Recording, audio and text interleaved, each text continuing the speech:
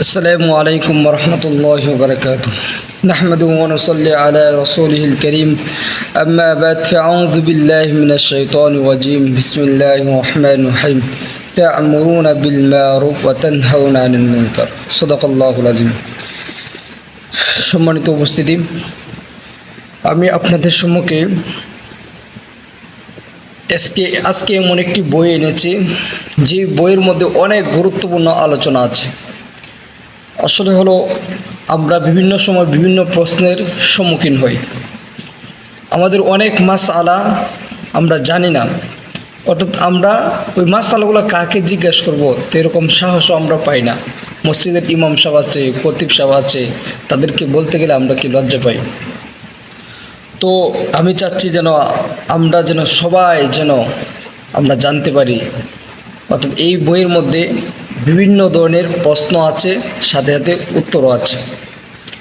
অর্থাৎ আমি প্রতিটা ক্লাসে চেষ্টা করব যে আমরা আমাদের প্রশ্ন এবং সাথে উত্তর দেওয়ার জন্য। আর এই কিতাবটি বিশেষ একজন ব্যক্তি লিখেছেন। আপনারা ইন্টারনেটে চার্জ দিলেই দেখতে পাবেন যে প্রফেসর ডক্টর খন্দকার আবদুল্লাহ জাহাঙ্গীর রহমতুল্লাহ আলাই, উনি কিন্তু একজন বড় মাপের আলেম। ওনার অনেক কিতাব আছে, তার মধ্যে এই যে বইটির নাম হচ্ছে, আপনারা দেখতে পাচ্ছেন, জিজ্ঞাসা ও জবাব।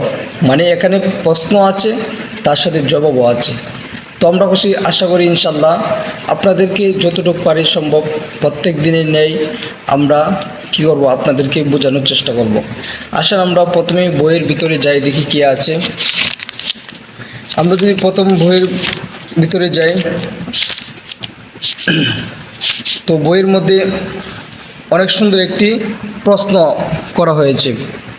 একজন প্রশ্ন করছে যে, প্রথম প্রশ্ন হলো, অমুসলিমদের সন্তান যারা শৈশবে মারা যায় তারা কি কাফের? আবার মুসলিম শিশু কি করে শৈশবে মারা গেলে তাদেরকে কাফের সম্বোধন করা যাবে কিনা জানতে চাই।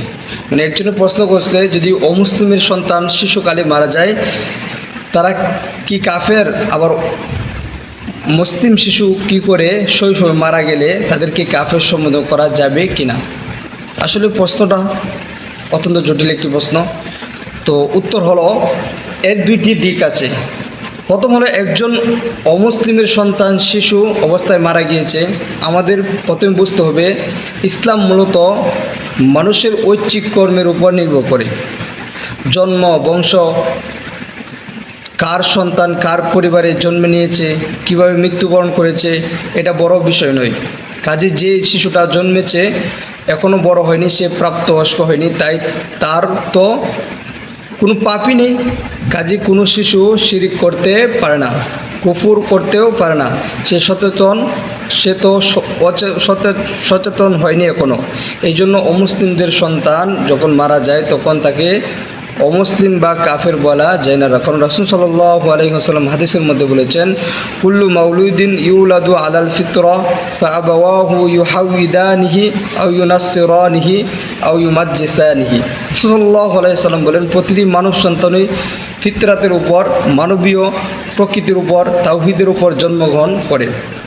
তার ইহুদি, খ্রিস্টান, অগ্নিপূজক ইত্যাদি কোনো পাপ থাকে না। বড় হওয়ার পরে পিতামাতার মাধ্যমে বা সমাজের মাধ্যমে সে নির্দিষ্ট একটি ধর্ম গ্রহণ করে।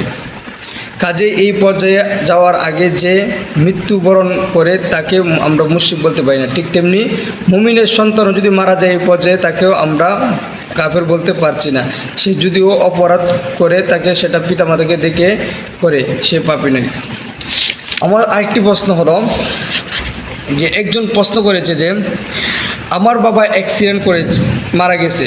আমি শুনেছি যে অ্যাক্সিডেন্টে মারা গেলে শাহাদাত মৃত্যুবরণ হয়, বিনা হিসেবে জান্নাতে যাওয়া যায়। এটা আমরা যারা কই দরকার। আসলে অনেক সময় আমরা সফর করি বিভিন্ন জায়গায়, বিভিন্ন গাড়ি দিয়ে আমরা সফর করি। অবস্থায় যদি কেউ মারা যায় তাহলে কি সে শাহাদাত মৃত্যুবরণ করবে কিনা? তো উত্তর হলো, আপনি যেটা বলেছেন অনেকটা সত্য। রাসূল সাল্লাল্লাহু আলাইহি ওয়াসাল্লাম শহীদদের কথা বলেছেন, যারা পানিতে ডুবে মারা যায়, কিছু চাপা পড়ে মারা যায়, তারা শহীদ। অর্থাৎ আল্লাহ তো মুমিনের ভালোই চান। যে মুমিন হঠাৎ করে দুর্ঘটনায় মারা গেল তার মৃত্যু দুঃখজনক, এর বিনিময়ে আল্লাহ তাকে শাহাদাত নসিব করেন। তো আপনার আব্বাও দুর্ঘটনায় মৃত্যুবরণ কারণে শাহাদাত নসিব হবে যদি অন্য সমস্যা না থাকে, এবং তিনি শহীদদের মর্যাদা ও সুবিধাগুলো পাবেন বলে আমরা আশা করি।